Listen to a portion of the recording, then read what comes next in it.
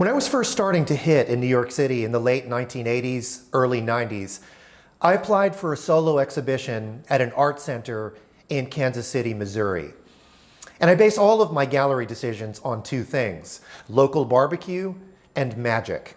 But don't tell them that. And I spoke to the curator on the phone, and he said he loved my paintings, but he couldn't show them because my work wasn't part of the contemporary conversation and it wasn't edgy. That wasn't the first time I'd heard that comment, and it certainly wouldn't be the last. Turns out he was wrong. He's not even in business anymore. The term contemporary conversation is snobby art world code for where did you get your master's degree and what gallery do you show in. It's a term used to exclude those without insider status or the proper vocabulary. It's a term used by the same people who, when you tell them a joke, say, "That's funny," instead of laughing. They think before they feel. And worst of all, it is a joyless term, and there must be joy. Being an artist is aberrant behavior. We are not normal. We dedicate our lives to smearing crushed rock mixed with liquefied fat on a flat surface. A painting serves no purpose at all. It's like a ship in a bottle. We don't purify water or heat homes. Yet, like a ship in a bottle, a painting is the most like itself. It is the evidence of its creation, always in the present tense. All art is contemporary art because it manufactures an experience in the present tense. When I look at Chardin's Copper Cistern, I am looking at contemporary art. Besides, only a real asshole walks into their studio and says,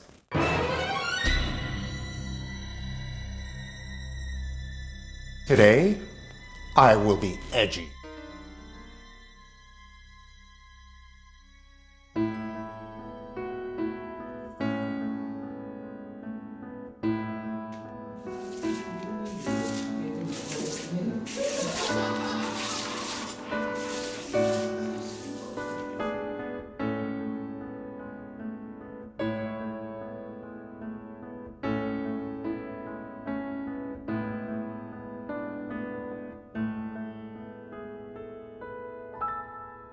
Here's the secret to my longevity. Whenever anyone asks you a question, answer, "What does it have to do with Cézanne?" What gallery do you show in? Where did you get your graduate degree? Why is your work not part of the contemporary conversation? What does it have to do with Cézanne? The best way to get attention is to appear as if you don't need it. The best way to deal with know-it-alls is to simply not know. The best way to deal with haters is to smile a lot. They can't stand that. And the best way to deal with critics is to outlive them. If that's not possible, then double down. If they don't like yellow, then use yellow. If they say your work is not edgy, then paint kittens. If they say your work is not political, then remind them that all art is political, whether it's Hamilton on Broadway or a string quartet. Whenever you experience a work of art, you are submitting to the entire political belief system of that artist. It doesn't matter if you're painting images of chemical warfare or a pot full of daisies. You are still having your consciousness impinged upon by the artist. You are peering into someone else's heart and seeing through their eyes. The very definition of politics. Art can only be political. The most radical thing you can do is be yourself.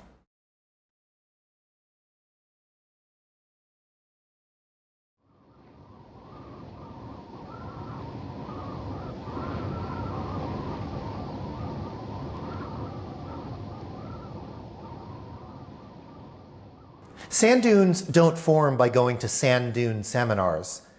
They form when an obstacle, a rock or a stick, blocks the wind, causing the sand to accumulate. The side with the sand blowing up is the windward side. The other side is the slip face. A painter has the same two sides. one fully exposed and the other hidden from view. All of the inspiration stuff, the mountain vistas and sunsets, that's fine, but that's unreliable. All you can rely on is a work schedule. Show up at the same time every single day, lock the door, and make stuff, regardless of the results. Embrace life's daily annoyances because that's what makes the good stuff. The more obstacles that block your flow, the more dunes you form. The greater the painter, the grander the dunes. When asked how to become a writer, Charles Bukowski responded, "Quit now, you suck."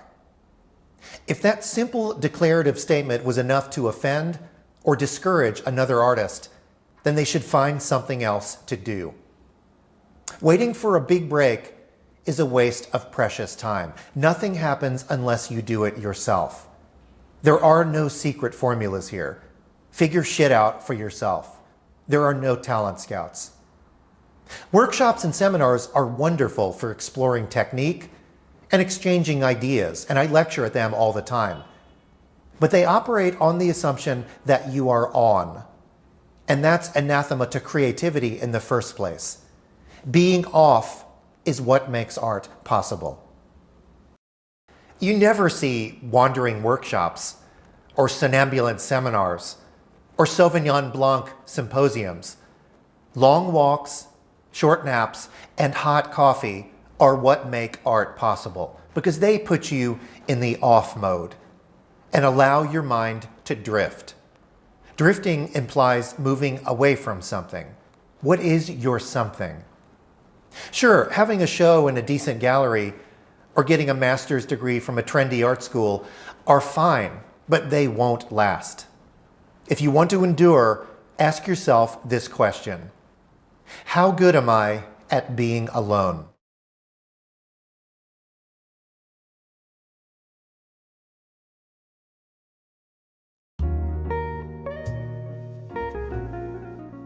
I have the honor of speaking to audiences all over the country, and I meet wonderful artists.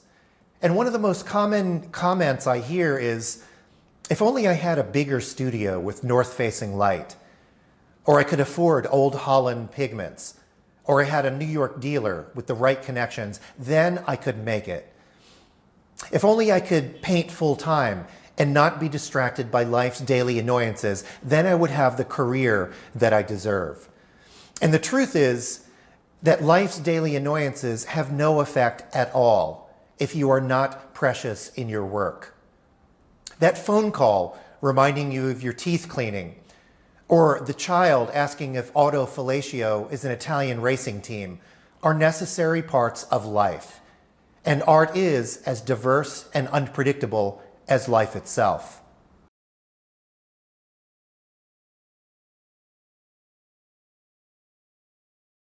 In episodes 55 and 57, I brought you along with me to a New York gallery show, a museum show, and a college show.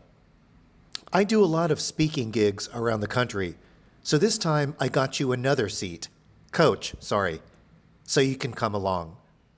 We are going back home to Charleston, South Carolina, where I recently spoke for the Halsey Institute for Contemporary Art, of which I'm a founding member.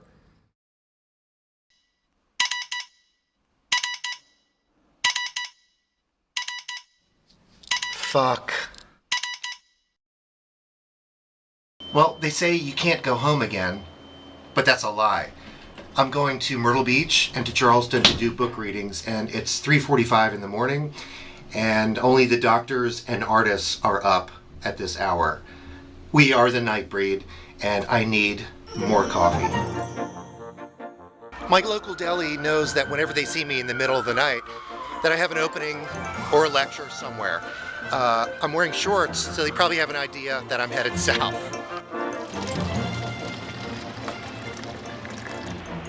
See, somebody had a party last night.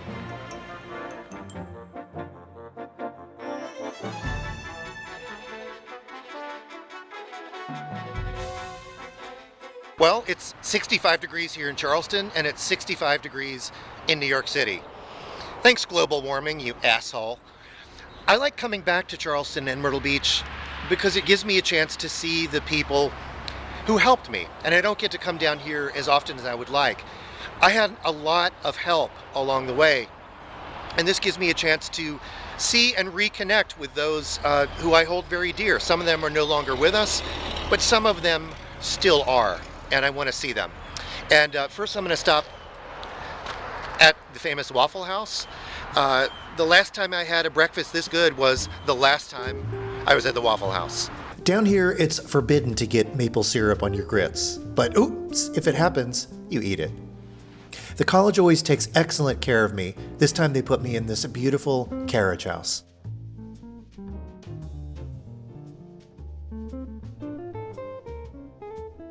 I felt like such a fossil. This is the wonderful School of the Arts, where I lived from 1983 to 1987. In the entrance, you'll find 3 paintings on permanent display. Michael Tyzak on the right, me in the middle, and William Halsey on the left. 2 great teachers and their student. And this is the 4th floor painting studios.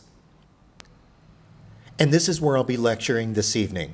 The Art History Lecture Hall. I had seat number 6, and I remember being bathed in the glow of the slide projector. As 26 students fell into deep REM sleep, I sat up transfixed in my chair, soaking up everything I could.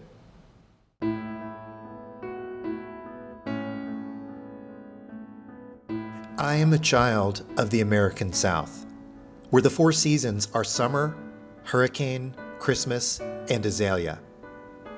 The South produces many artists, storytellers, writers, and eccentrics because it's so damn hot, and heat makes people crazy.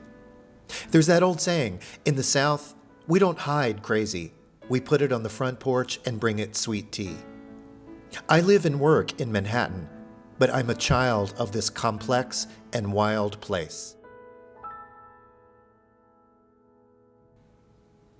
If you drive from Charleston to McClellanville on Highway 17, look for this abandoned store and turn left onto Rutledge Road.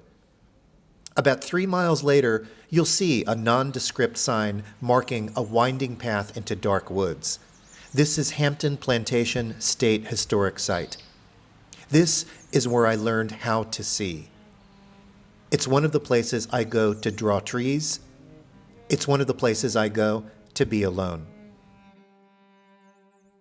Every Southern artist knows what his or her subject is. Our subject is redemption. We learn to see in a place of supreme beauty that still bears the scars of an unjust, painful past, and you can feel it. Everything here is designed to kill you. The savage heat, the mosquitoes, fire ants, sand spurs, and snakes the size of my leg. We long for rapture in tangled vines and move at a snail's pace so that we may see what others miss. This isn't technique, but habit. The word inspire means to inhale, which refers to the body, not the mind. Art is an intellectual experience, but it enters through our pores on the animal level. Painting is an act of wild desperation. A Southern painter has only one cycle, always in heat. This is both our weakness and our glorious limitation. From it, we manufacture a galaxy in a teacup. By painting one landscape again and again, a Southern artist paints all landscapes. By addressing one person at a time, a Southern artist addresses all people. One place, fully grasped, allows us to grasp all places. I don't paint South Carolina. I manufacture a place, and South Carolina becomes it.